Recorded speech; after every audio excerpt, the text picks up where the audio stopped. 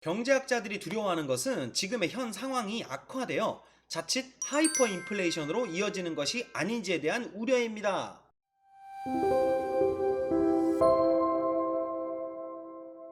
하이퍼 인플레이션은 인플레이션이 악화하여 더는 수습할 수 없는 상태, 보통 한 달 사이에 전달 대비 물가가 50% 이상 상승한 것을 말합니다. 즉 1년에 물가가 129.75배 또는 50일마다 물가가 2배로 뛰는 것을 의미하는데, 쉽게 예를 들자면 4,000원에 먹던 짜장면을 하이퍼 인플레이션이 일어나면 내년에는 40만원, 내후년엔 4천만원을 내고 먹어야 한다는 얘기입니다. 역사적으로 이런 하이퍼 인플레이션으로 곤욕을 치렀던 경우가 많은데요. 대표적으로 바이마르 공화국의 2차 세계대전 이후와 베네수엘라의 하이퍼 인플레이션이 있습니다. 바이마르 공화국은 2차 세계대전 패전국으로 파리강화 조약에서 맺은 막대한 배상금 문제로 의도적인 하이퍼 인플레이션을 만든 경우고, 베네수엘라는 원자재 가격의 폭락으로 위축된 경기를 부양하기 위해 화폐를 무한정 찍어내다 하이퍼 인플레이션이 된 경우입니다. 한 가지 더, 우리나라에서도 하이퍼 인플레이션이 발생한 적이 있었는데요. 흥선대원군은 경복궁 재건을 위한 자금을 조달하기 위해 당백전을 엄청나게 찍어냈다가 당시 조선 경제가 무너진 적이 있었죠. 하이퍼 인플레이션은 화장실에서 휴지 대신 화폐가 쓰이는 심각한 상황까지 이어집니다. 화폐의 가치보다 당장 먹을 수 있는 식자재가 더욱 급해지고 물건으로만 거래를 하게 되는 일이 일어나게 되죠.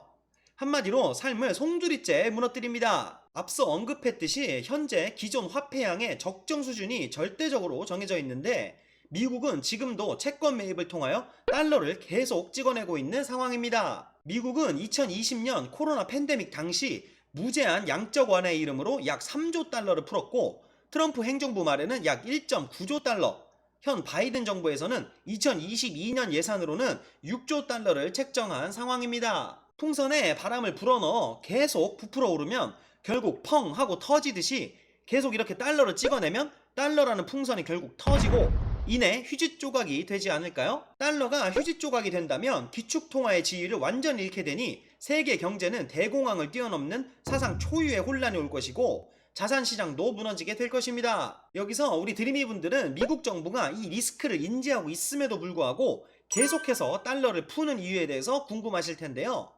이 부분에 대한 설명은 3화에 예정된 양적 완화에서 자세히 설명드릴 테니 우리 드림이 분들 잊지 말고 채널 고정 부탁드려요. 놓치지 않으려면 알람 설정까지 아시죠? 그럼 우리는 인플레이션이 발생했을 때 어떻게 투자해야 할까요? 일반적으로 인플레이션을 해지하기 위해서는 실물 자산인 금, 은, 부동산을 사야 한다고 알려져 있죠. 왜냐하면 그 자산들은 발행량이 정해져 있어 인플레이션이 생길 수 없으므로 사람들에게 매력적인 투자 수단으로 다가오는 겁니다. 금이나 은에 투자하는 방법에는 두 가지의 방법이 있는데요. 첫 번째는 한국금은거래소에서 현물을 사는 방법이 있고, 두 번째는 증권사별로 운영하는 ETF에 투자하는 방법이 있습니다.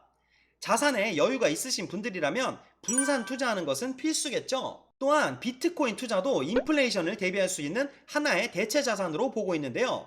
비트코인은 발행량이 정해져 있어서 앞으로 시간이 지날수록 인플레이션의 해지 수단으로 더욱 주목받을 것으로 생각됩니다. 추후에 제도권으로 들어오고 체계가 갖춰진다면 본래의 가치를 찾고 현재 주식시장처럼 HTS를 통해 거래하는 날이 오지 않을까 기대합니다. 오늘 이렇게 인플레이션에 대해 간략히 공부해봤습니다. 영상을 보시고 조금이나마 유익한 시간 되셨다면 구독과 좋아요 부탁드릴게요. 시청해주셔서 감사합니다.